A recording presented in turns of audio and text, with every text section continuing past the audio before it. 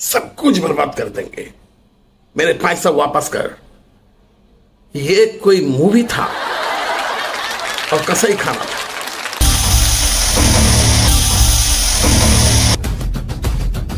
আপনার ছেলে একটা জানোয়ার।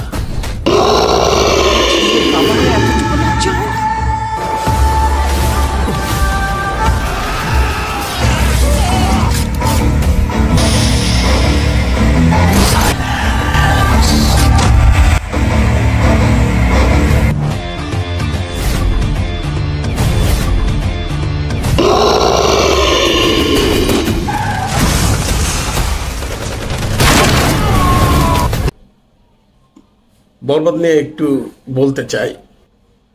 বরবাদের গল্প খুব একটা ভালো কিছু ছিল না, কিন্তু মেকিংটা ভালো ছিল।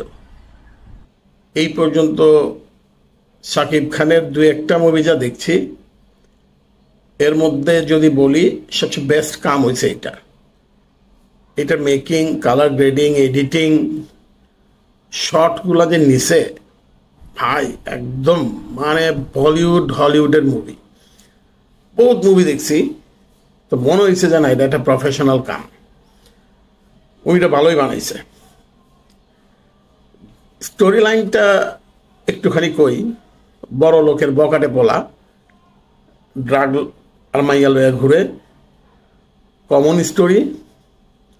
আমি জানি না সব বড় লোকের পোলা পানি এরকম ড্রাগ আর মাইয়া লইয়া ঘুরে কিনা, হয়তো ঘুরে, ওরাই কইতে পারবো ভালো, আর দর্শক আপনারা কইতে পারবেন। কিন্তু এই গল্পটার মধ্যে যে বিষয়টা দেখাইছে, যে এক মাইয়ার লগে পীড়িতনের পরে ওই মাইয়ার লেগে ও সব কিছু করতে পারে, ভালো, কোনো সমস্যা নাই। কিন্তু টুইস্ট যখন হইল, তখন কইল কি যে ওই মাইয়া দেখা গেল যে আবার স্পাইং করছে, ওর বাপরে মায়ের আলাই ছিল, পলিটিক্যাল কারণ দেখা। এইখানে আবার খুব সূক্ষ্মভাবে ওই হাসিনার যে কাজ কারবার এটা লয়েছে, যে আগে র্যাব পুলিশ যা করতো, যে নিরপরাধ লোকরে সাজা সুজায় লয়া তারপরে দোষ দিয়ে দিত, তো নায়িকার বাপরে তাই করছে। আমাকে হাউন আঙ্কেলরা যা করতো আর তো তারপর আর কি, তারপর নায়ক প্রেমে অন্ধ হয়ে পাগল হয়ে সব কিছু করছে। কি করছে? বড় বড় মেশিন গান, অস্ত্র লয়া খালি গুলি গুলি গুলি ঠাটা ঠাটা ঠাটা করে খালি গুলি মারছে। আর যারে তারে পাইছে জবাই কইরা রক্ত রুক্ত মাইখা আলা মনে হয়েছে আমি পুরান ঢাকার কোনো কষায়ের দোকানে আছি। ওই যে গরু ফালায় না সকালবেলা, ফালাইলে হঠাৎ করে রক্ত ছিটটা একদম চেহারার মধ্যে লাগে না, ফালাই এরম মনে হয়েছে। ভাই এটা কি একটা সিনেমা বানাইলে কি এত মাইন্ডসেটের জবাই দিতে হইব? কই মোহাম্মদপুরে যখন পোলাপান চাপাতি লইয়া দৌড়ায়, তখন তো ওগুলো সন্ত্রাসী কন, যে ঘরের তে বাড়িতে পারি না, চাপাতি লইয়া দৌড়ায়, সারাদিন খালি কোপায়, ছিনতাই করে, হালারা ছিনতাইকারী। হ্যাঁ, আর্মি গিয়ে একদম ফোর্স লইয়া গুলি করে। আর সাকিব খানে যখন জবাই করে তখন ও তালি দুনিয়া বরবাদ করে দিতে পারে।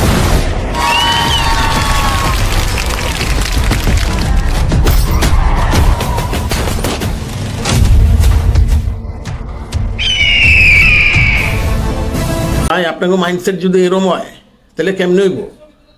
হ্যাঁ, আর আন্দাজে গুলি করতেছে, ওটা সন্ত্রাসী পড়া লেগে আপনারা তালি দিলেন। আমার বুঝলাম না। আমি তো বারবারই কইতেছি যে মুভিটা বানানো ভালো হয়েছে, কিন্তু গল্পটা যদি আরেকটু ভালো হইতো।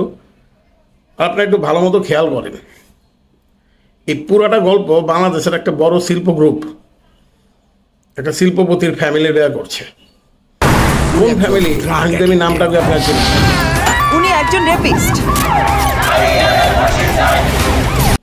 না কইলেই বা কি, কইলেই বা কি, সমস্যা কি?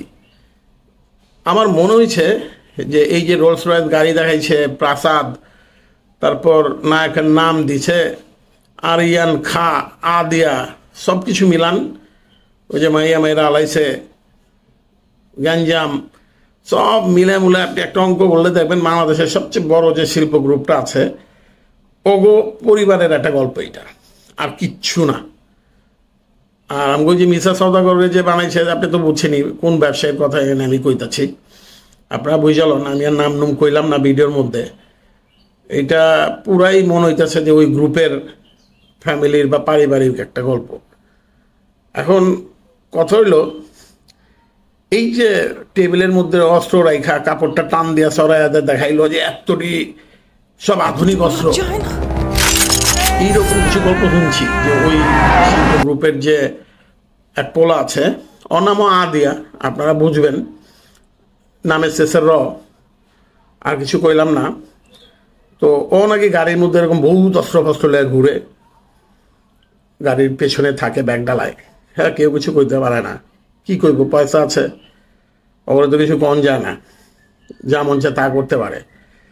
তো সাকিব খানও এটা দেখাইলো এতটি অস্ত্র, এটা কোনো দেশের আইনের মধ্যে পড়ে? মানে বেআইনি কাজ কারবার সব যা আছে দেখাইলো মুভিটার মধ্যে। তো পোলা মানে শিখবোটা কি? হ্যাঁ, পোলা মানে শিখবোটা কি এই মুভিটা থেকে?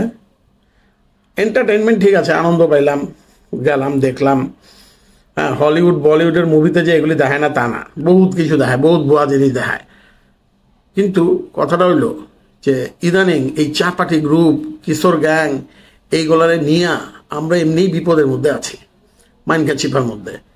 হ্যাঁ, কিন্তু তার উপর যদি আবার এখন বাংলাদেশের মুভিও ওই লাইনে হাঁটা দেয়, আবার চাপাতি চুপাতি খালি জবাই জবাই দেখায়, রক্ত রক্ত, ওফো। আমরা যেখানে বইছিলাম ওই ব্লকবাস্টার মুভির ওখানে, আমার পিছনে কটা বাচ্চা বসছিল ফ্যামিলি লেগে, এই জবাইয়ের সিন দেখে বাচ্চাটা যে চিৎকার দিয়ে কান্না করলো না, আসলে ছোট বাচ্চা হলে আপনারা এই ধরনের মুভি দেখতে যাইবেন না। অনেক দর্শক দেখলাম সামাজিক মুভি, ফ্যামিলি লয়ে দেখার মতো মুভি, আসলে পুরা ভুয়া কথা। আপনাকে পোলা পান একদমই সর্বনাশ হয়ে যাবো, মানসিক ট্রমার মধ্যে ভুগবো, রাত্রেবেলা স্বপ্ন দেখবো হলা জবাইয়ের। আর ওই যে মুইতা দিছে না, একটা দৃশ্য আছে না, ওই যে ভিলেনের পোলার চেহারার মধ্যে মুইতা দিছে, এইটা মানুষ খুব মজা পাইছে। তারপরও কেমন জানি একটু বেশি বাড়াবাড়ি আলায়। হ্যাঁ, আঙ্কেলের কথা মনে পড়ে গেছিল আর কি তখন। আবার যোগা সব কিছু মিলা যেটা হয়েছে, মুভিটা খুব একটা খারাপ হয় নাই।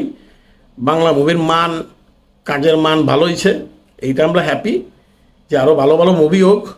সাকিব খান তো বহুত বড় ট্রান্সফরমেশন হয়েছে, এদিক দিয়ে আমগো ডক্টর ইউনুস ট্রান্সফরমেশন করার জন্য বহুত চেষ্টা চালাইছে, সংস্কার কমিশন করছে অনেকগুলা। কি কি সংস্কার করবো জানি না, তবে সাকিব খান কিন্তু বিশাল সংস্কার করে আলাইছে নিজের মধ্যে, অনেক চেঞ্জ আনছে। এই চেঞ্জটার দরকার ছিল, এইটা বাংলাদেশের জন্য একটা ভালো কাম হয়েছে। যদিও বেশিরভাগ মানুষে কইতাছে যে এটা ইন্ডিয়ার হাতে পড়ছে বলে হয়েছে আর কি।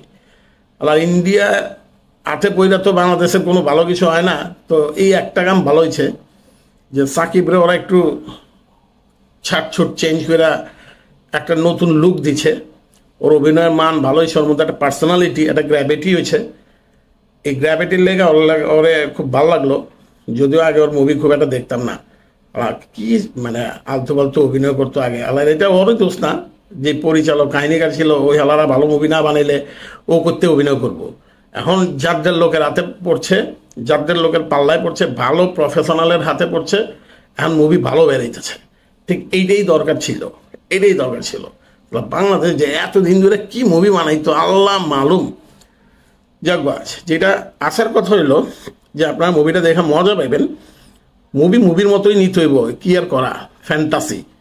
ফ্যান্টাসি মুভি দেখবেন, আনন্দ করবেন, বেড়ায় বলে যাবেন। আর ইয়াং জেনারেশন তোমার প্রতি একটা উপদেশ, একটা রিকোয়েস্ট, তোমরা আবার এইসব আমসুমস চাপাতি হাতে লয় না, তাইলে পুরাই বিপদ। এইটাকে একটা গল্পের মতো নিবা। এইটা আসলে মূল যে বিষয়টা থাকে একটা মুভির, মানুষের ভিতরে দুই রকম চরিত্র থাকে, একটা ভালো একটা খারাপ।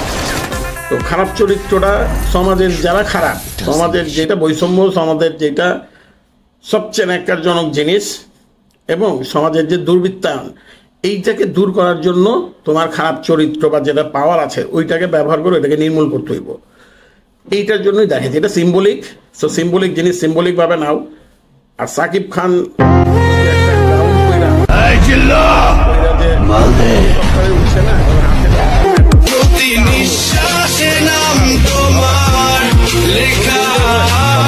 আমি আগেই কইছি ঈদের কোনো মুভি হয় না, তারপর ঈদের টাইমে ছাড়ে বলে হয়তো কয়, কিন্তু মুভি মতো নিবেন, এনজয় করবেন।